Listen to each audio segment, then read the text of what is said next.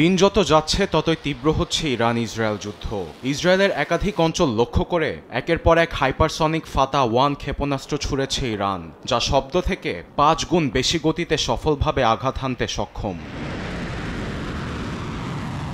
এদিকে টানা 6 দিনের ইরান ইসরায়েল যুদ্ধে দুপক্ষের মধ্যে চলছে পাল্টাপাল্টি হামলা।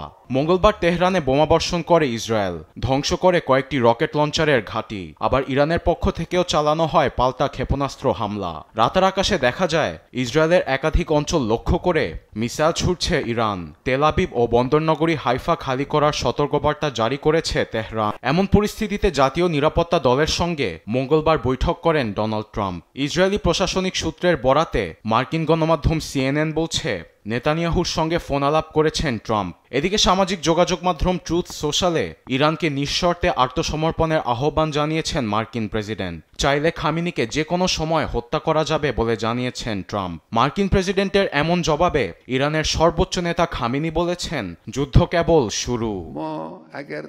আবার ইরান হামলায় ইসরায়েলের সঙ্গে সরাসরি জড়ানোর কথা ভাবছেন ট্রাম্প। এই বিষয়ে মার্কিন উচ্চপদস্থ কর্মকর্তারা বলেছেন, এতে ইরানের পারমাণবিক কর্মসূচি পুরোপুরি দমন করা যাবে।